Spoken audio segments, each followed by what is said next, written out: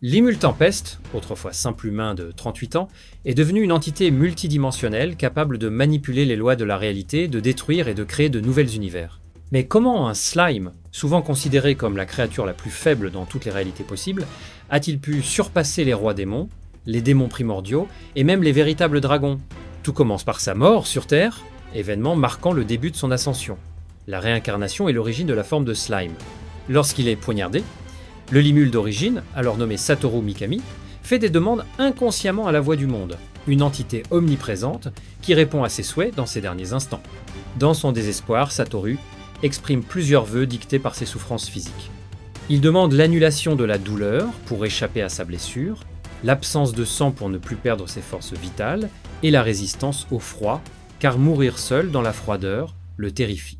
Ces souhaits, combinés à d'autres demandes implicites, conduisent à la création de nouvelles compétences spécifiques. Annulation de la douleur, résistance à la perforation, résistance au froid et résistance à la chaleur, qui se combinent et évoluent en la compétence résistance aux fluctuations thermiques. La voix du monde interprète ses désirs et décide de lui offrir un corps sans organes, celui d'un slime. Cependant, cette transformation s'accompagne d'un don bien plus important. La compétence unique Grand Sage. Un système intégré à son âme, qui agit comme un conseiller omniscient. Grand Sage est capable d'analyser, de simuler et de fournir des solutions à n'importe quelle situation. Cette compétence deviendra l'un des atouts les plus précieux de Limul, lui permettant d'exploiter pleinement ses autres capacités et d'optimiser ses stratégies. Contrairement aux autres réincarnés dans ce monde, Limul reçoit ses bénédictions en raison de la densité et de la dextérité unique de son âme, un facteur qui différencie son cas des autres. Cette qualité innée ouvre la voie à des évolutions que peu peuvent atteindre, bien que le mystère entourant son âme reste entier. La rencontre avec Veldora, après sa réincarnation, Limul se retrouve piégé dans une grotte sombre où il fait une rencontre déterminante, celle de Veldora Tempest, un véritable dragon. Veldora est l'un des 4 véritables dragons, des entités d'une puissance inégalée, bien qu'il soit emprisonné depuis des siècles par une héroïne. Limul, au lieu de craindre Veldora, engage une conversation avec lui et forme un lien d'amitié inattendu. Cette alliance marque un tournant crucial dans l'évolution de Limul. Grâce à sa compétence unique prédateur, Limul absorbe Veldora dans son estomac dimensionnel, une capacité qui lui permet de stocker et d'analyser tout ce qu'il consomme. Contrairement aux autres entités absorbées, Veldora n'est pas dissous, mais reste intact, passant son temps à lire des mangas dans le ventre de Limul. En intégrant Veldora, Limul obtient la compétence Crest of Storm, un symbole de protection divine qui lui confère des capacités comme éclair noir, une attaque foudroyante dévastatrice. En outre, l'absorption de Veldora lui permet d'acquérir une quantité colossale de mana, une mesure essentielle de puissance dans ce monde. Bien que le fait d'avoir une quantité astronomique de mana ne garantisse pas automatiquement la victoire, elle place Limul dans une position de force inégalée. Pour un slime, l'acquisition des premières compétences, grâce à Prédateur, Limul commence à explorer et à assimiler les ressources environnantes dans la grotte. En absorbant des plantes médicinales et des monstres mineurs, il développe une variété de compétences. Parmi elles, Lame d'eau, une attaque tranchante à base d'eau, et Contrôle des courants, qui évolue en manipulation d'eau, une capacité comparable à une maîtrise élémentaire. Ces premières étapes marquent le début de l'élargissement de son arsenal. Cependant, c'est en quittant la grotte qu'il rencontre un autre tournant de son existence, Shizu Izawa, une humaine invoquée par le roi démon Léon Cromwell. Shizu est une invocatrice possédant un esprit élémentaire nommé Ifrit, implanté en elle par Léon. Bien qu'Ifrit soit une source de pouvoir, il agit également comme une entité parasitaire, prenant parfois le contrôle de Shizu et causant des ravages. Lorsqu'Ifrit se manifeste pour attaquer Limul, ce dernier engage un combat acharné, au terme duquel il parvient à vaincre et absorber l'esprit élémentaire grâce à Prédateur. Cette absorption enrichit Limul de compétences liées au feu, comme flamme transformatrice, barrière à distance et double corporelle, élargissant considérablement son panel de capacités offensives et défensives. La relation entre Shizu et Limul est empreinte de respect mutuel. Bien que physiquement jeune, Shizu est en réalité âgée, ayant passé plusieurs décennies à lutter contre Ifrit et les conséquences de son invocation. Elle demande à Limul de l'absorber après sa mort, lui léguant son souhait de protéger les autres enfants invoqués. En accomplissant cette demande, Limul obtient une forme humaine, ainsi que des compétences uniques, notamment dégénération. Cette compétence possède deux aspects distincts, synthèse et séparation. La synthèse permet de combiner des objets ou des compétences pour en créer de nouvelles, tandis que la séparation permet d'extraire des propriétés spécifiques d'un objet ou d'une entité, voire de neutraliser des possessions. Ces propriétés font de dégénération une capacité incroyablement polyvalente, jouant un rôle central dans le développement de l'immune. L'immunité au feu et la montée en puissance, en absorbant Shizu, l'immune hérite également de sa nullification des attaques de flammes, renforçant son immunité à la chaleur et au feu. Associée à sa résistance thermique, cette compétence fait de l'Imul un adversaire redoutable face aux attaques élémentaires. Avec ses nouvelles capacités, l'Imul se dote d'un équilibre parfait entre force brute, défense et polyvalence stratégique, le propulsant vers des niveaux de puissance inimaginables pour un simple slime. Le pouvoir de l'Imul, évolution et allié clé. Après avoir maîtrisé la manipulation du feu et de l'eau, l'Imul a franchi une étape importante dans son développement. En combinant ces deux éléments, il a développé une capacité avancée appelée manipulation moléculaire. Cela lui permet de contrôler les molécules de l'air lui-même pour générer divers phénomènes comme la création de chaleur par friction. Cette compétence va bien au-delà de la simple attaque élémentaire. Elle inclut également un effet télékinétique, démontré plus tard lorsque l'Imul a déplacé une boule de miel lors de son affrontement contre Milim. Cependant, la puissance de l'Imul ne repose pas uniquement sur ses propres capacités, mais aussi sur ses alliés et subordonnés. Peu après avoir fondé sa nation de monstres, il a recruté un groupe d'ogres dont le village avait été détruit. En leur attribuant des noms, l'Imul a déclenché leur évolution en Kijin, une race de guerriers bien plus puissants. Ces Kijin, parmi lesquels figurent Benimaru, Shion et d'autres, ont joué un rôle essentiel dans les batailles à venir, notamment contre le Seigneur Orc. La bataille contre le Seigneur Orc est la naissance de la compétence Voracité. L'une des premières épreuves majeures de l'Imul fut son implication dans le conflit entre les hommes-lézards et les orques. Ces derniers, sous l'effet de la compétence Famine ou Starve, étaient poussés à dévorer tout sur leur passage.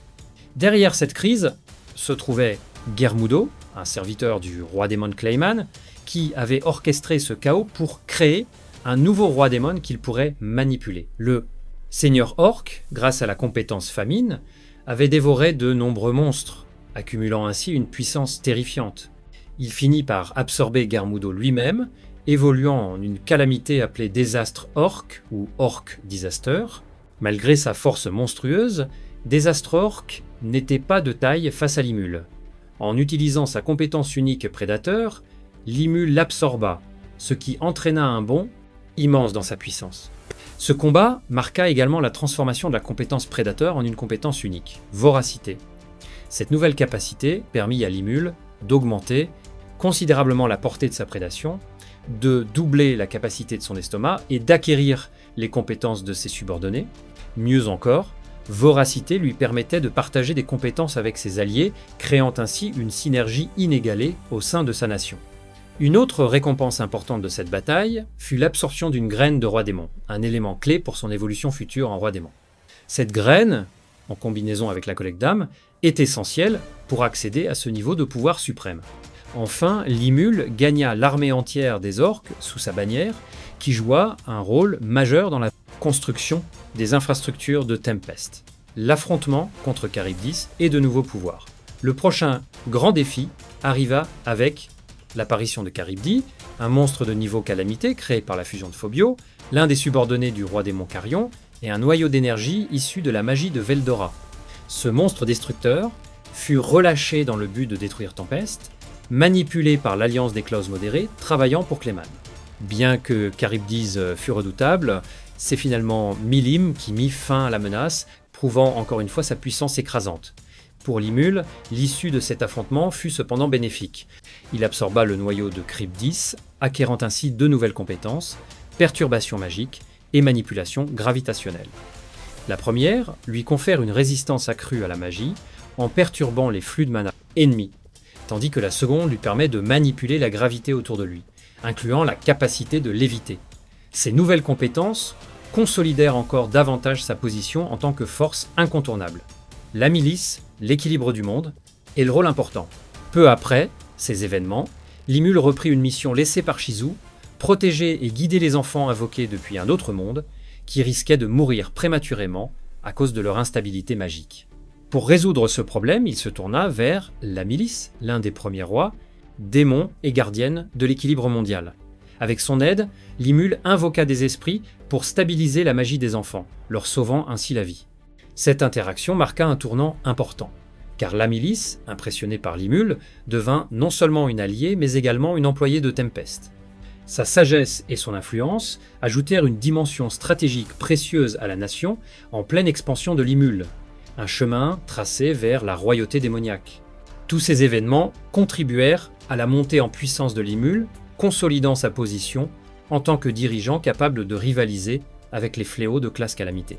Que ce soit par ses nouvelles compétences, ses alliances stratégiques ou les ressources qu'il a su rassembler, Limul se rapprochait inexorablement de sa destinée, devenir l'un des êtres les plus puissants son monde.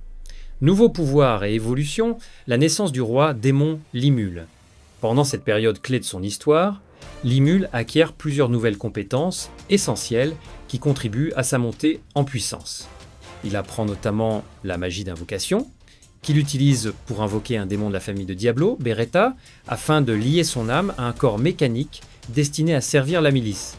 Ce démon, qui deviendra ultérieurement un subordonné précieux, est un exemple de la maîtrise grandissante de Limul en matière de magie d'invocation, une compétence qui deviendra un atout stratégique majeur dans le futur. De plus, Limul apprend la magie spirituelle, une forme de magie unique intimement liée aux créatures élémentaires qui habitent le monde de Tansura. Cette magie est si puissante qu'il envisage de l'utiliser lors de son premier combat contre Hinata, car ses autres sorts étaient neutralisés. Cela nous mène à un tournant décisif de son histoire, sa confrontation avec Hinata Sakaguchi. Le combat contre Hinata, une défaite humiliante.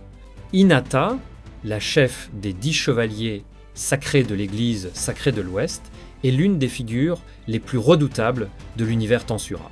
Ancienne élève de Shizu, elle est manipulée par l'église et les marchands de l'Empire de l'Est, qui voient tous Limul comme une menace croissante.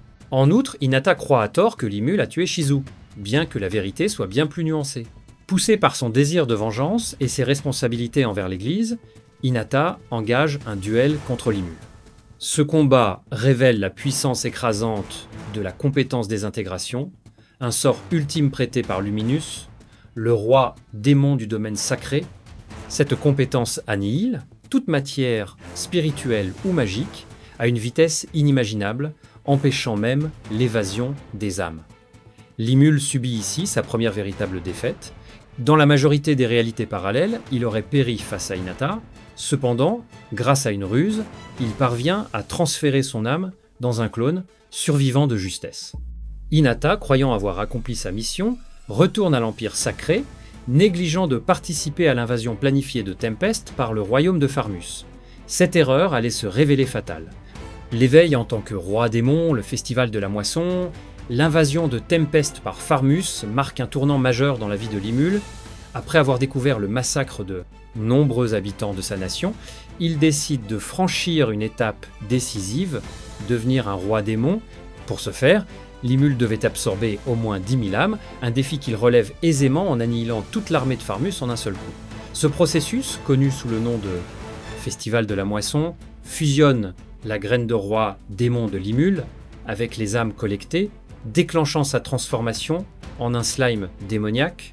Cette évolution s'accompagne d'une amélioration spectaculaire de ses compétences existantes, régénération ultra rapide devient régénération infinie, accélérant encore ses capacités de guérison. Perception magique évolue en perception universelle, lui offrant une vision omniprésente. Double corporel devient double corporel renforcé, augmentant la puissance et la durabilité de ses clones. Fil d'acier collant se transforme en fil universel, une compétence plus polyvalente et destructrice. Limul gagne également de nouvelles résistances, comme la nullification des attaques spirituelles, ainsi qu'une immunité totale contre les attaques de nature sacrée ou démoniaque, éliminant ainsi les faiblesses exploitées par Hinata. Compétence ultime, la naissance de Belzébuth. Le véritable point culminant de cette évolution est l'acquisition de 2 compétences ultimes. La première, voracité, évolue en une compétence des 7 péchés capitaux, appelée Belzébuth, roi de la voracité. Cette compétence conserve les propriétés de son prédécesseur tout en gagnant des fonctionnalités dévastatrices. Consommation d'âme, une capacité permettant d'engloutir les âmes des cibles, causant leur destruction instantanée. Cette compétence ignore les barrières de l'espace et du temps, rendant toute fuite impossible. Chaîne alimentaire, une évolution de offrir et recevoir qui permet à Limul de copier librement les compétences de ses subordonnés tout en partageant leur pouvoir avec d'autres. De plus, à chaque fois qu'un subordonné gagne en puissance, Limul devient plus fort, établissant un réseau de croissance mutuelle. Cette dernière capacité se révèle particulièrement puissante, surtout avec des alliés comme Diablo, un démon primordial. Diablo, en devenant de plus en plus puissant, contribue directement à renforcer Limul, le plaçant dans une classe à part. La deuxième compétence ultime est une compétence qui redéfinit son statut dans le multivers. Raphaël, roi du savoir, une version évoluée de la compétence unique Grand Sage. Cette compétence transcende toutes les limites de l'intelligence et de l'analyse. Tout ce qui était déjà impressionnant avec Grand Sage est désormais amplifié. Traitement accéléré, Limul peut traiter des quantités massives d'informations en parallèle, lui permettant d'anticiper, de planifier et d'exécuter des stratégies complexes en un instant. Analyse et compréhension, la compétence création universelle lui donne la capacité de comprendre n'importe quel concept ou phénomène tant qu'il en possède une connaissance de base. Mais ce n'est que le début, car Raphaël introduit plusieurs sous-compétences qui placent Limul dans une classe à part.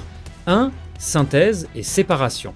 Il peut fusionner ou séparer deux objets, concepts, rendant possible des combinaisons impossibles autrement. 2. Altération ou évolution des compétences. Cette compétence lui permet de faire évoluer les compétences, transformant des capacités déjà puissantes en pouvoirs quasi divins. 3. Prémonition. Limul acquiert une capacité similaire à la vision du futur, lui permettant d'anticiper les événements et de réagir avant qu'ils ne se produisent.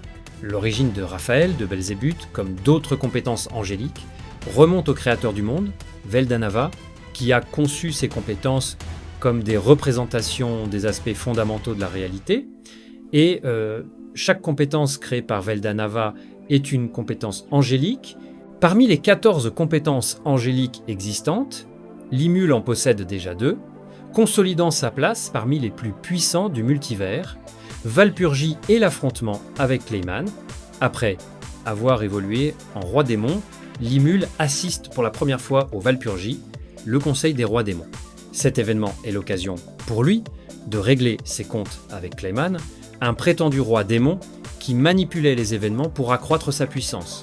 Clayman, manipulé en réalité par Yuki et par l'Empire de l'Est via Tatsuya Kondo et l'empereur Rudra, se révèle être un ennemi insignifiant pour Limul. Limul absorbe Clayman, mais découvre que ses compétences ne lui apportent que peu de bénéfices. Cependant, il hérite de Kumara, une renarde à 8 queues qui deviendra l'une de ses 12 seigneurs gardiens, aux côtés d'autres figures emblématiques comme Diablo et Zégion. La vidéo qui porte sur les 12 seigneurs gardiens de Limul et leur puissance est déjà disponible sur la chaîne, donc allez la regarder après si vous le souhaitez. Kumara, avec ses bêtes à queue, devient un atout précieux pour Tempest. En marge de cette confrontation, Limul utilise une compétence mineure de Clément pour créer des téléphones portables. Cette innovation améliore la communication entre ses alliés, illustrant une fois de plus sa capacité à transformer même les compétences les plus banales en outils révolutionnaires. La résurrection de Veldora est l'obtention d'Uriel, un moment marquant avant le Valpurgie, et la résurrection complète de Veldora, le dragon des ouragans. Grâce aux améliorations de Raphaël et de Belzébuth, Limul fusionne les compétences et utilise l'évolution Glouton pour transformer la prison éternelle, qui retenait Veldora en une compétence ultime angélique, Uriel, roi des serments. Uriel comprend plusieurs capacités surpuissantes. 1. Prison infinie, une version améliorée de la prison éternelle, capable de sceller des ennemis avec une efficacité redoutable. 2. Manipulation des lois permet à Limul de réécrire les lois magiques et physiques de son monde, fusionnant science et magie pour des effets uniques. 3. Barrière universelle ou défense absolue, une défense parfaite qui protège Limul sans qu'il ait besoin de détecter une attaque. 4. domination spatiale, offrant un contrôle total sur l'espace. Cette compétence permet à Limul de manipuler des dimensions, de téléporter ou de restreindre les déplacements ennemis. Uriel, qui incarne la loyauté des subordonnés envers leur maître, devient d'autant plus puissant que les alliés de Limul croient en lui. Ce système de foi renforce les propriétés d'Uriel à des niveaux inimaginables. Le deuxième combat contre Hinata, la montée en puissance de Limul provoque des remous dans le monde, notamment auprès de l'église sacrée et de familles nobles, les Rosso, qui voient en Tempest une menace à leur domination économique.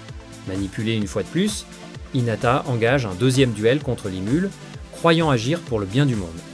Contrairement à leur premier combat, cette confrontation est bien différente. Limul, maintenant en roi démon, est immunisé contre la plupart des compétences qui l'avaient mis en difficulté auparavant.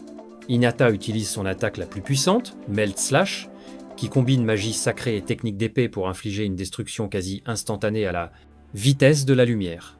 Mais Limul, grâce à ses nouvelles compétences, absorbe cette attaque avec un serment contraignant, neutralisant complètement Hinata. Finalement, Hinata et Limul découvrent qu'ils ont été manipulés et, avec l'aide de Luminus, le véritable roi démon derrière l'église sacrée, ils mettent fin aux machinations des Rosso et de leurs alliés.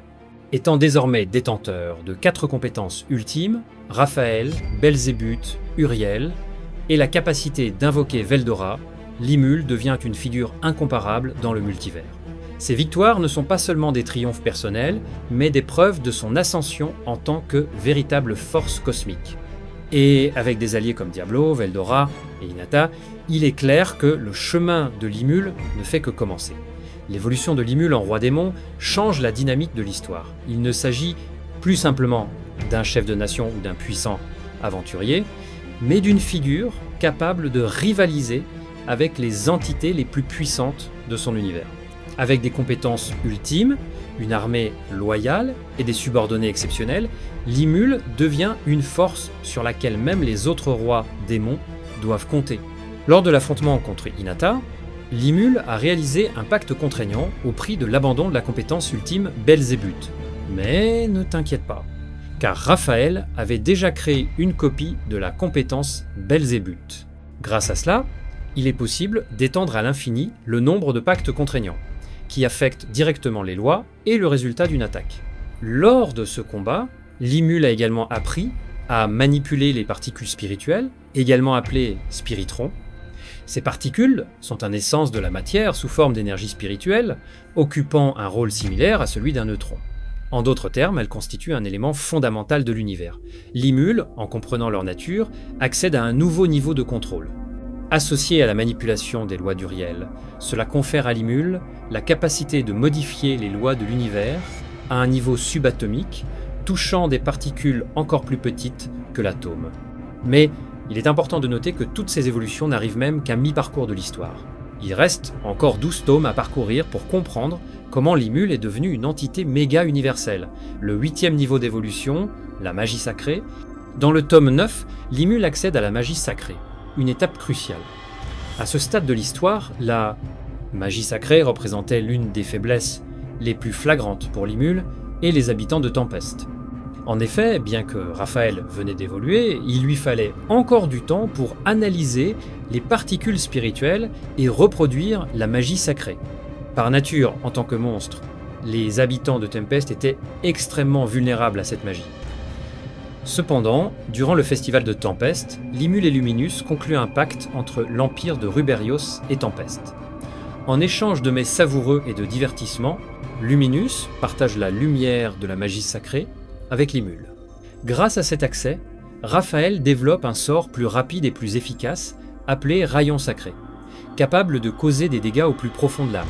De plus, en observant le système de pouvoir basé sur la foi des subordonnés de Luminus, Raphaël développe une nouvelle compétence appelée Secret, des compétences de foi et de grâce. Cette compétence établit un lien métaphysique entre Limul et ses subordonnés, leur permettant d'accéder au pouvoir de Limul de manière contrôlée. Par exemple, grâce à sa foi en Limul, Chioné voit ses incantations magiques renforcées par la magie de Limul. Mais cela ne se limite pas au mana. Via ce lien, même Gabiru bénéficie de compétences plus avancées et d'attaques physiques améliorées. Une compétence similaire explique comment Hinata a pu emprunter le pouvoir de Luminus, roi démon de la nuit, pour presque tuer Limul grâce au sort désintégration lors de leur dernier affrontement. Le 9e niveau d'évolution, la transformation en véritable dragon, lors de la guerre contre l'Empire de l'Est, couvrant les volumes 13 à 15, Limul accède à une série d'évolutions d'une rapidité impressionnante. Ces événements marquent un tournant majeur dans son développement, puisqu'il devient le 5e véritable dragon, atteignant un statut équivalent à celui des vrais dragons, la résurrection. L'une des premières capacités acquises par Limul pendant cette guerre est la résurrection des morts. Tant que l'âme et le corps des individus restent intacts, il peut les ramener à la vie. Son exploit le plus remarquable dans ce domaine est la résurrection de plus de 350 000 soldats de l'Empire de l'Est, massacrés lors des hostilités. Limul réussit cela après avoir étudié l'essence même de l'âme et acquis les connaissances nécessaires pour créer des pseudo-âmes. Les particules d'information, à travers ce processus, il est également révélé que Raphaël agit sur l'univers en manipulant non pas des particules spirituelles ou magiques, mais des particules d'information. Ces particules représentent les fondations mêmes de l'univers de Tensura. Cependant, à ce moment précis, Raphaël ne peut encore les manipuler librement. La bataille décisive, Velgrind et Veldora. Dans le tome 15, Limul est confronté à une épreuve dévastatrice orchestrée par l'Empire de l'Est. Lui et ses alliés sont piégés dans une dimension parallèle, tandis que Veldora, son plus grand ami, est transformé en une marionnette contrôlée par leurs ennemis. La mission est claire, libérer Veldora. Mais pour cela, Limul doit affronter deux adversaires redoutables, Velgrind, le dragon incandescent, et Veldora lui-même. Un défi insurmontable. Même les capacités d'analyse impressionnantes de Raphaël peinent à suivre le rythme de ce combat. Pour la première fois, elle avoue son incapacité et s'excuse auprès de Limul.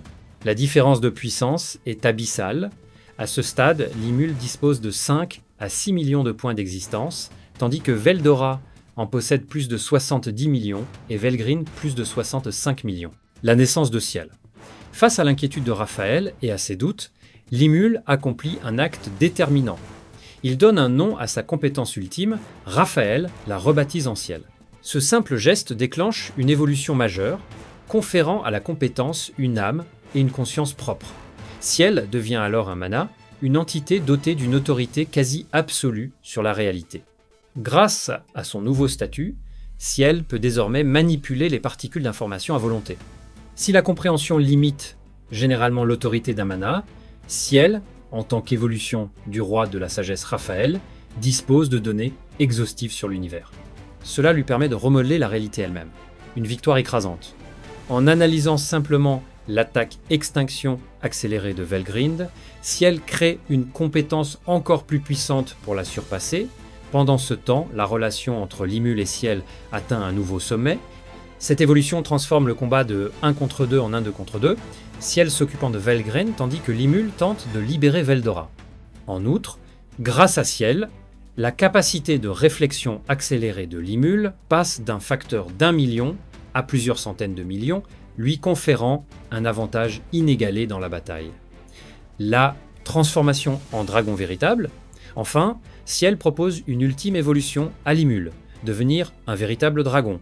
En absorbant le noyau du dragon du chaos et en analysant la structure de Veldora, Limul acquiert cette forme ultime, consolidant ainsi son statut d'être transcendantal.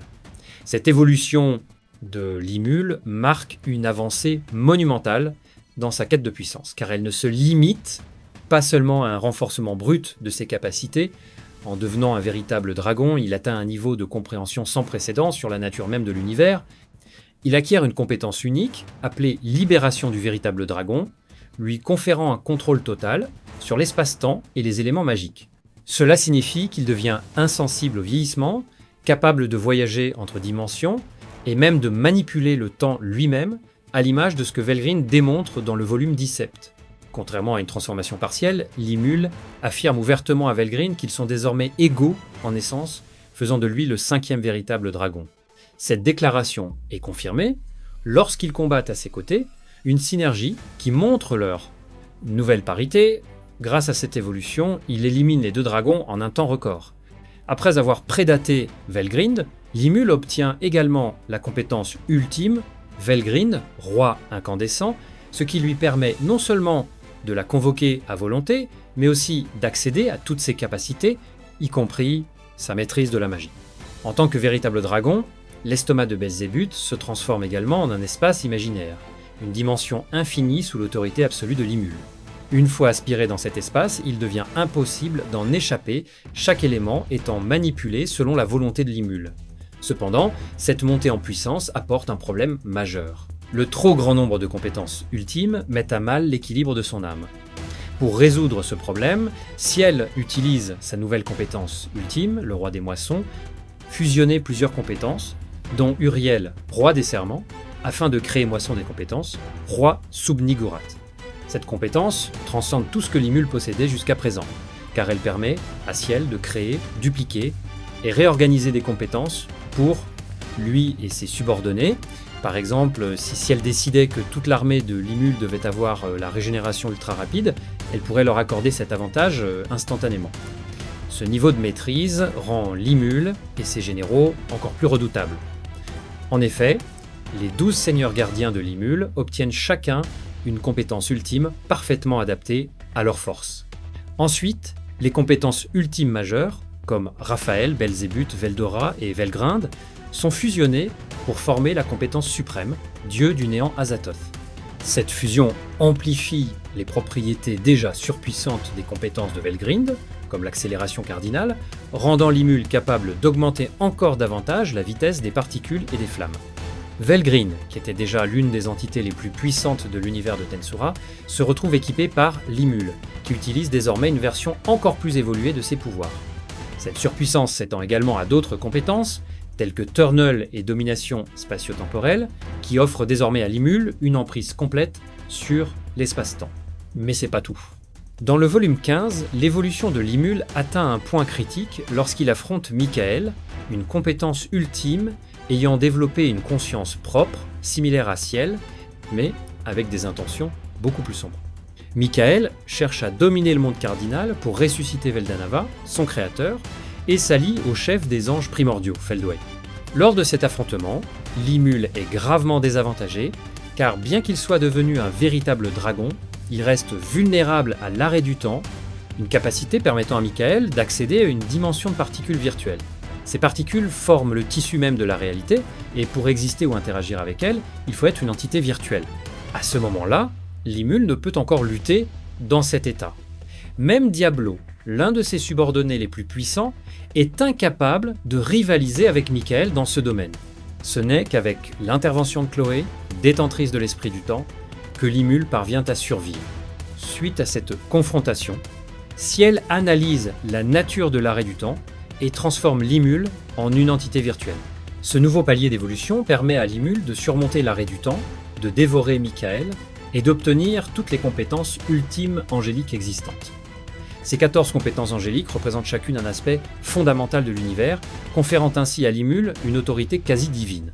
Vers la fin du volume 20, Limul est piégé par Feldway et projeté jusqu'à la fin des temps, un lieu que peu peuvent atteindre. Alors que tout le croit perdu à jamais, l'épilogue du volume 20 révèle que Limul est en chemin pour revenir dans le monde cardinal, après avoir triomphé de l'existence elle-même. Le point culminant de cette transformation réside dans les paroles de Ciel lorsqu'ils sont à la fin des temps. Désires-tu que je crée un nouvel univers en utilisant des particules de néant ? Ces particules, que l'on peut interpréter comme l'énergie noire de notre univers, sont le contre des particules virtuelles incarnant la preuve de la non-existence.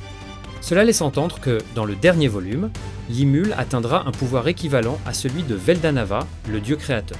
Je prévois de faire une vidéo dédiée aux 5 véritables dragons, Veldanava, Veldora, Limul, Velgrind et Velzar, ainsi que leurs capacités et puissances.